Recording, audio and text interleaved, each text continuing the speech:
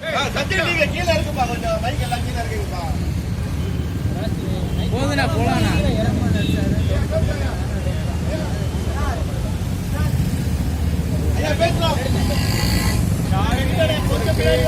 கர்நாடக அரசாங்கம் மேகதாட்டு அணை கட்டி தமிழ்நாட்டுக்கு அடிப்பதற்கு சட்டவிரோதமாக செயல்படுகிறது.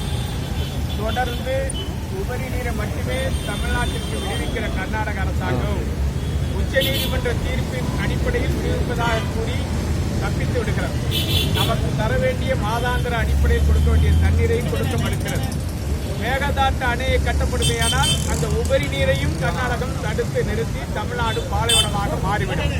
சுமார் 22 லட்சம் ஏக்கர் விளைநிலங்கள் அடியோடு அழிந்து போய்விடும். உணவு உற்பத்தி அடியோடு அழியும். மிகப்பெரிய உணவு தட்டுப்பாடு ஏற்படும். சென்னை உட்பட 12 மாநகராட்சிகளை உள்ளடக்கிய 32 மாவட்டங்களில் வாழக்கூடிய 5 கோடி மக்களுடைய குடிநீர் ஆதாரம் காவிரி நீர் தான். அந்த காவிரிக்கு பேராபத்து வந்திருக்கிறது. எனவே ராசிமணல் தமிழ்நாடு எல்லையில் ஒகேனக்கலுக்கு மேலே 16 கிலோமீட்டர் தொலைவில் உள்ளது. மேகதாட்டு என்று கர்நாடகம் சொல்லுகிற இடம் கர்நாடக நிலப்பகுதியிலிருந்து 1000 அடி ஆழத்தில் தமிழ்நாடு எல்லை ஓரம் இருக்கிற பகுதி மேகதாட்டு. அந்த பகுதி அடர்ந்த வனப்பகுதி, காவிரி புலிகள் சரணாலயம் உள்ளிட்ட 2 வன விலங்குகள் சரணாலயம், 40க்கும் மேற்பட்ட கிராமங்கள், 10,000க்கும் மேற்பட்ட அடர்ந்த மலையை பாதுகாக்கக்கூடிய மரங்கள் அங்கே இருக்கிறது. இதை அழித்துவிட்டு கட்டுவதற்கு மத்திய அரசு அனுமதிக்காது. தெரிந்தும் திட்டமிட்டு தமிழ்நாட்டின் தண்ணீரை கடலில் கலக்க செய்கிறார்கள்.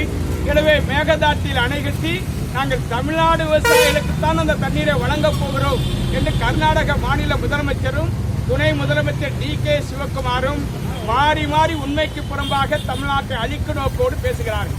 எனவே ராசிமணல் அணை கட்டுவது இன்றைக்கு தவிர்க்க முடியாததாக இருக்கிறது. கடலிலே கிடக்கிற தண்ணீரை தமிழ்நாடு எல்லையில் ராசிமணலில் பெருந்தலைவர் காமராஜர் தனது ஆட்சி காலத்திலே திட்டமிட்டிருக்கிறார். அதற்கு பிறகு வந்த எம்ஜிஆர் அவர்களும் அதற்கான திட்டங்களை உருவாக்கியிருக்கிறார்.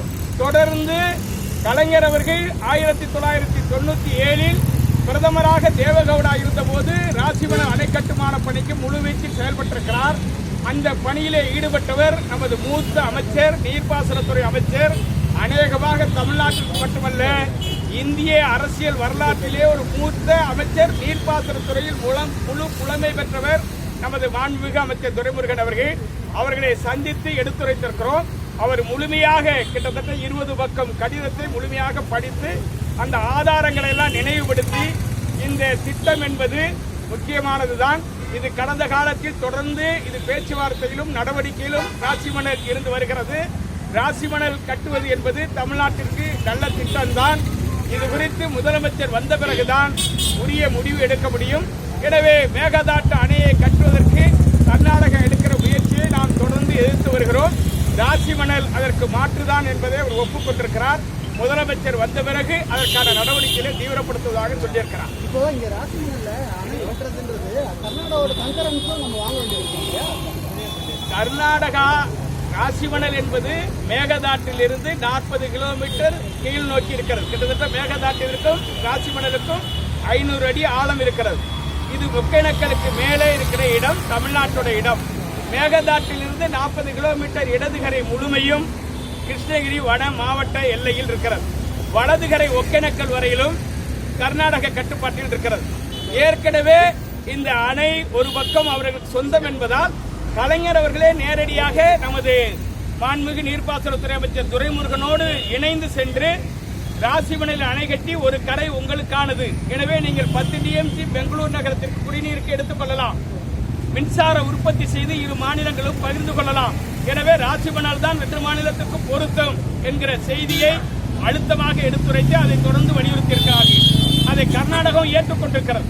ஆனால் அவர்களுக்கு அந்த அணை கட்டுவதால் பெங்களூருக்கு 10 TM தண்ணீர் மட்டும்தான் அவர்கள் கணக்கிடுகிறார்கள். ஆனால் அது விவசாயத்திற்கோ கர்நாடக மாநிலத்திற்கோ பயன் கிடையாது. மேகதாட்டு கட்டுவதால் கர்நாடகத்திற்கு தான் அழிவு. எனவேதான் ஒரு கரை அவர்களுக்கு சொந்தம் என்பதால் ஏற்கனவே பல ஒப்பந்தங்கள் இருக்கிறது. ரங்கராஜன் குமாரமங்கலம் மத்திய மின்துறை அமைச்சராக இருந்த போதும் ராசிமணல் ஒகேனக்கல்லில் 2 அணைகள் கட்டி மின்சார உற்பத்தி செய்து கொள்ளலாம் என்கிற ஒப்பந்தமும் இருக்கிறது. எனவே ஒரு கரை அவர்களுக்கானது என்பதால் அவர்களுடைய ஒப்புதலையும் பெற வேண்டிய தேவை இருக்கிறது. ஆனால் மத்திய அரசு தான் இதில் இறுதி முடிவு எடுக்க வேண்டும். தமிழ்நாடு அரசு தான் இதை கொள்கை முடிவு எடுக்க வேண்டும். அனைத்து கட்சி தமிழ்நாடுடைய அனைத்து கட்சி தலைவர்களையும் சந்தித்திருக்கிறோம்.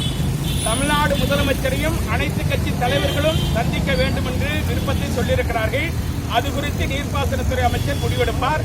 பாண்டிச்சேரி முதலமைச்சரையும் சந்தித்து வலியுறுத்தியிருக்கிறோம். அங்கே இருக்கிற எதிர்க்கட்சிகள் எல்லாம் ஒன்றிணைந்து இந்த ராசிமணல் அணைக்கு ஒத்த கருத்தை உருவாக்கி இருக்கிறோம். தமிழ்நாட்டில் இருக்கிற எதிர்க்கட்சியாக இருக்கிற எடப்பாடி பழனிசாமி அவர்களும் அதற்கு அல்தார் போன்றிருக்கிற அத்தனை கட்சிகள், தேசிய கட்சிகள், காங்கிரஸ், பாரதிய ஜனதா கட்சி, தமிழ்நாட்டில் இருக்கிற அத்தனை கட்சிகளையும் சந்தித்து நாங்கள் கருத்தை வலியுறுத்தியிருக்கிறோம். அவர்களையும் இந்த அணை கட்டுவது ஒன்றுதான் தீர்வு என்பதை ஒப்புக்கொண்டிருக்கிறார்கள். அனைத்து கட்சிகளுடைய முடிவுகளையும் தான் இன்றைக்கு அமைச்சரிடத்தில் எடுத்துரைத்திருக்கிறோம். எனவே இது ஒரு நல்ல தீர்வை நோக்கி செல்லும் என்கிற நம்பிக்கை எங்களுக்கு வந்திருக்கிறது. அதை அமைச்சர் அவர்கள் அதை உறுதிப்படுத்தியிருக்கிறார். முதலமைச்சர் வந்துதான் முடிவெடுக்க முடியும் என்கிற கருத்தை அவர் சொல்லியிருக்கிறார். எனவே நல்ல முடிவு வரும் என்கிற எதிர்பார்ப்பு இருக்கிறது. தொடர்ந்து முல்லை பெரியாறு அணை குறித்து அவரிடத்தில் எடுத்துரைத்தோம். கேரள அரசாங்கத்திற்கு உச்சநீதிமன்ற தீர்ப்புக்கு முரணாக மத்திய நீர்ப்பாசனத்துறை அமைச்சகம் ஒரு உத்தரவை கொடுத்திருக்கிறது. முல்லை பெரியாறில் அணையை ஆய்வு செய்வதற்கு ஒரு குழுவை நியமித்திருக்கிறது. இது உச்சநீதிமன்றத்தை அவமதிக்கும் நடவடிக்கை.